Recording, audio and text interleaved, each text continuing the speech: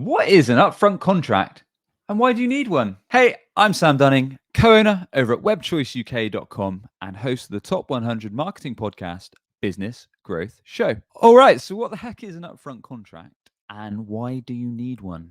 So, I'm sure you've had conversations with customers where they've just really wanted to talk about perhaps themselves or their problem, the whole convo. You want to talk about your solution eventually, and neither of you have really had the outcome that you've desired. So an upfront contract helps prevent that. It helps build trust with your buyer, credibility. It helps keep you as a seller in control of the conversation and helps you both reach a beneficial end outcome.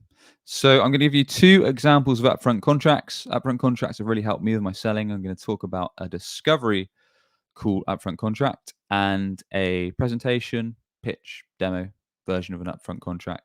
So let's jump into the discovery call. This could be useful for a face-to-face or a phone or a video call with a prospective customer. So once you've done your intros, here's how you can play it. So what I typically say is, let's use John as an example. Hey, John, I want to spend about 20 minutes today understanding a bit more about your business, kind of the problems you've come to us with, and to see if we can potentially help. I'm going to ask a few questions, and I'm sure you'll have a few questions for us. And usually, by the end of this call, there's typically three things that can happen. The first could be after we've had a bit of a chat, you may feel that myself, my company is not the best fit for you. If that's the case, no problems at all. Do you mind telling me, Sam, I don't think we're going to be a good fit to work together because of what you've said. Is that a problem for you, John? And they'll usually say, no, absolutely fine.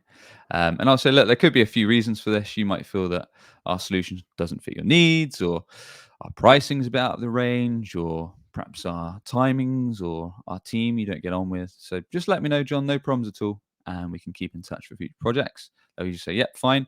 Secondly, it could be that after I've learned a bit more about your business, your goals, your problems, and where you want to get to, John, I may feel that us here at WebChoice aren't the best fit to help you out. And again, that could be for a couple of reasons. Could be because of what you need to do. Perhaps we don't offer the service.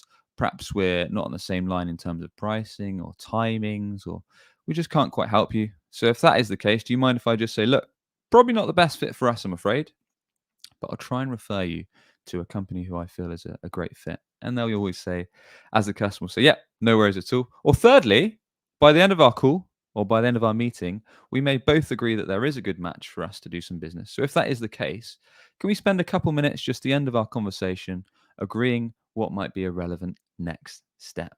And again, they're nearly always going to say yes here. So the reason this works so well is because you set the guidelines for the call, you give your prospective customer an out at any time, which saves you time, saves them time, and you give yourselves an out at any time, which saves you both time. And finally, you agree that you can spend a couple minutes at the end of the call discussing a relevant next step. And you can talk about what that next step is. That's going to vary for businesses, whether that's a demo, whether that's a presentation, whether that's a proposal, that's a paid audit, whatever that may be, just let them know. Okay, and the second example of an upfront contract for use on presentations, proposal walkthroughs, pitches, whatever it may be, is a bit like follows. So, hey, John, before we get stuck into our presentation today, I just want to go through what we recapped from our discovery call. So, in today's presentation, it's going to take about 30 minutes, if that's okay with you. So just going through the time frame, make sure they've got the time that you discussed, so it's not cut short for any reason. There's nothing worse than the presentation getting cut short. I also want to make sure that everyone we agreed is on the call. So we've got yourself, John, as the director of the company. We've got your marketing manager, and we've also got your head of sales. Is there anyone else that we need on the call that needs to be involved in this conversation? Make sure they say no. If they do say that, yeah, we've missed someone out, can we bring them in, or do we need to reschedule? Okay, and in this presentation today, we're going to go through your goals that we discussed. We're going to go through our recommended solution. We're going to go through the commercials, so your investment timeframes. Is that all okay?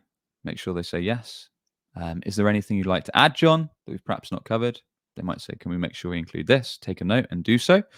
And finally, if at any stage during our presentation you feel that this is not the best match for you, do you mind just telling me, Sam, it's not really going to be the best fit?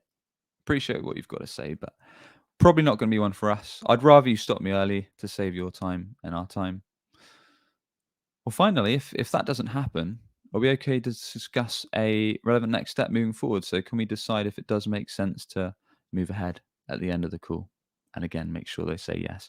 So you're setting the grounds for a good presentation, a good conversation. You're agreeing what the deliverables are. Again, you're walking them through what you're going to talk about. You're talking about the duration. You're making sure the decision makers are present, and you're giving them out at any time. And lastly, you're saying, look, if we cover everything you need, are we okay to move something forward? And those are two examples of how an upfront contract can look, how they build trust, how they set a clear agenda, and make sure you're in control of the sales process. If you enjoyed today's episode, do hit that subscribe button. And with that, as always, we should catch you on the next one. Cheers.